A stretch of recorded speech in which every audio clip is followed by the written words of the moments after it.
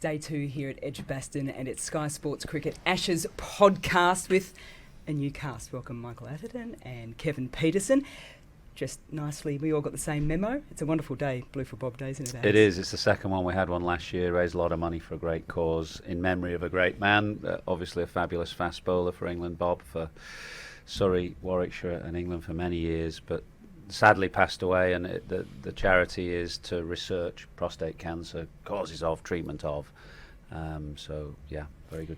A few quicks around the ground as well. I saw Jason Gillespie, Simon Jones came into the box. Tomo was around and kept things reasonably clean for everyone, which was really nice as well. Bob would have been pretty impressed, though, with Stuart Broad at the start of the day. Australia 14 for none overnight. They came out. He had his eyes set on David Warner, didn't he? He did. It was a very dramatic last 20 minutes last evening, wasn't it, with the declaration and the 4 overs to allow Broad to get at Warner. And that was pure theatre, really. And then this morning there was a quiet half hour. You were on, weren't you, for the first half hour? I mean, nothing happened, which is, usual for you when you're at the crease. Nothing happened. And then the moment me and Punter... First two balls, your team. The moment me and Punter came on, he got Warner and then a brilliant ball to get Labuschagne. He's been talking, Stuart Broad, he likes to play to the gallery a little bit and stir things up, but he's been talking about developing a new ball specifically for Labuschagne and Smith, the two right-handers that he's had a bit of trouble with. He's had a lot of success against the left-handers. So he's been talking about this away swinger, and then he produced it. An absolute beauty first up to Labuschagne. The beauty also was Warner. They tied him up a little bit, didn't they? And it was a pretty ugly shot at the end of the day. It was a wasted opportunity, I think, for David Warner. I thought that he'd done all the hard yards. And I think that actually on comms, just before he did get out, he walked down the wicket to Stuart Broad. And I thought that was starting to bring in a lot of his old faults. Walking into the line of the ball, starting to look leg side, being a little bit more aggressive. And I just think that he should have been more patient. But how patient can you be when you've just spent the last few months just hitting it as far as you can every single ball? So it is difficult. It's a mindset thing. And completely different to a guy like Joe Root, who, yes, he was involved in the white ball stuff, but he didn't play for Rajasthan. So it wasn't as if he was having to make those big decisions of going after bowlers very, very quickly. He could have just been methodical in the way that he approached the game in the nets. I didn't see him practicing, but I did see him hitting quite a few balls before the games and that process of the underarmers. But I just think for David Warner, he missed such a good opportunity because he started really well, showing his stumps and hitting the ball straight down the ground. I was chatting with Ricky off air as you and Nas were on, and we were talking about his technique, the technical changes that he's made, and the fact that he was able to access the ball much more easily, staying slightly leg side of it. He looked good, and then that big drag on, and that's of course the 15th time now that Broad has got him. So I'm desperate that Australia keep picking Warner, because I of course hold the record for the batsman dismissed the most by a bowler in Test cricket. Is it? 19, McGrath and me. So I want them to keep picking Warner. So by the end of the series, we might have sneaked ahead. Well, on 19. 19. All right. I was trying to get you out of it, but you kept going. No, I'll change it for you. I'll keep hammering him. How nervous will David Warner be coming out in the second innings? Because there's been a little bit of talk, particularly in Australia, leading into this series, that his form hasn't been up to scratch. And I pause there a little bit because we do still have live play on at the moment. So Australia 305 for 5 as that goes through slips. Yeah. Nervous? Of course he will. I mean, what about the reaction of the crowd? And you know about it. As a player, you know about leading into this series, and again, I'll refer to the IPL because all of us have just come straight out of the IPL into this series. And there was a lot of talk in the IPL about whether Warner will even play in this Test match. Yeah. And the form that he was in before the IPL and what he was going to do in Ashes cricket and the Broad contest. So there was a lot of chat 2-3 weeks ago about it. And I just think that it was such a wasted opportunity for him because he was playing so well. And then to give it away, the way that he gave it away, for him, very unfortunate. But I actually also want him to keep getting picked now. No, Athers has got that record. But it's the worst thing, because obviously I know, having gone through that thing with McGrath, the worst thing for Warner at the start of this series is to get out to Broad. Yeah. Because it just opens up, you know, all the old memories, all the context of what's gone previously. And of course, England's fielders won't be slow to remind him when he comes out next time. And it's your worst nightmare as a batter. You have to find a way through it, and it is very, very tough mentally when a bowler keeps having success against you in the same way. But also, just to probably finish on that point, he had such an incredible opportunity because of how flat the wicket was. Yeah. Yep. Now, if they do pick him at Lord's, the wicket's not going to be like that. So it's going to be so much harder for him. So for the technique that he employed, Wood coming in, a lot of different challenges. so many different challenges. I mean, I listen, I don't think he cares about Wood. Anderson, nicking off to Wood and Anderson before Broad gets him again, he will be absolutely buzzing. Because you don't want to get out to that bowler. But on this wicket here that we're watching the game, he had such a good chance to do something at least. Okay, we'll move on, but just to help you out, Athers, was it Peter Simmel that got you 12, 13 times? No, 10 times. Okay, there we go. Almost half the time. I mean, my maths are pretty good. 10 and 19. Marnus Labuschagne comes out, first golden duck in his test match career. It was a brilliant catch by Bairstow. Yes. Yeah. And the crowd just erupted again. Outswinger, Bairstow takes a great catch, but then misses a stumping chance from Cam Green off his second, a catch off Carey as well. So originally we sort of thought, well, that sort of might put to bed the chats about Folkes or Bairstow, but it's probably just reopened the door a little bit at the back end of the day. Yeah, I mean, Johnny had an excellent day yesterday. Runs, of course. He took that brilliant catch that you talked about from Marnus low and to his right. It really was a fantastic catch. But then a couple of errors in the afternoon and bad ones as well. The stumping was not a difficult stumping off Cam Green, I don't think, second ball. Yeah. And Carey was mid-20s when he was put down off Moeen Ali, or was it Joe Root, one of the off spinners anyway. But every time he misses a chance, it's going to open up that debate simply because there are a lot of supporters of Ben Folkes out there. Ben Folkes is a very good keeper, and of course I remember that debate all too well. When I was captain, we had Jack Russell, who would be the Ben Folkes equivalent, and we had Alex Stewart, who would be the Johnny Bairstow equivalent. And every time Stewie missed a catch, which wasn't very often, by the way, you know, people would bring up the Jack Russell thing. And what people sometimes forget is that all keepers do miss chances from time to time. It's not as though, as good, I mean, Ben Folkes is a brilliant keeper, but he has missed chances as well for England. So, you know, I was in favour of Johnny Bairstow coming back. I felt that's what England had to do. So I'm not going to sit here with hindsight because I was in favour of that call. But, you know, you have to say those were two bad misses today.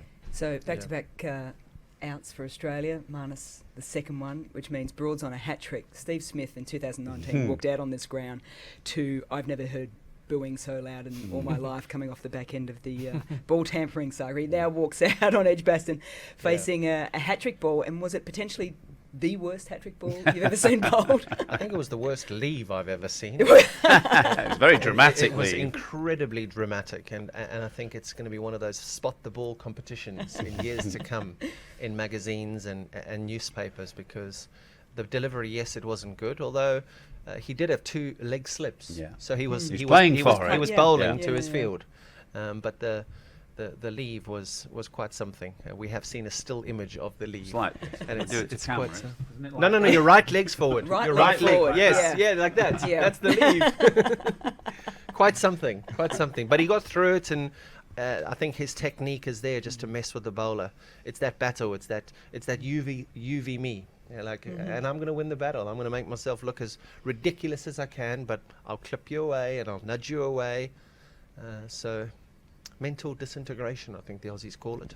Is there an issue with LBW for Steve Smith? I think it's the way England's seamers in county cricket have tried to target him with. It's changed a little bit in county cricket, certainly since I played, where most bowlers look to take it away from you, and now they, use what's called the wobble seam. They try and dart it back onto your pads. Steve Smith was out 3 times in county cricket playing for Sussex LBW, and of course that's how he's got out today. So I think England. I did a thing with Ricky before the start of play play yesterday, and we were talking about the length to Steve Smith is particularly important. If you bowl very full, he's going to knock you away all day. If you bowl on his hip, again, he'll just get in a position to tuck you away. But so somewhere in between, either that knee roll height or up in his armpit with the appropriate field, I think that's the kind of length that England will look to bowl at Smith, with the occasional, dart backer at the pads. So I actually was on commentary. I thought it was high. I called it as high. I was very surprised when the replay showed 3 red lights. I thought one would be umpire's call. And obviously Steve Smith thought high as well, but it wasn't to be for him. They've got the armpit delivery almost right to Travis Head, though, and it was that part. It was an important partnership for Australia, because it was almost like the England innings, where all of a sudden they went 4 to 5 for 174, 175 when Joe Root and Bairstow came together, and then all of a sudden Head and Khawaja come together. They needed it, but he gets into an awkward position, doesn't he, when it gets short on him around that sort of leg stump line.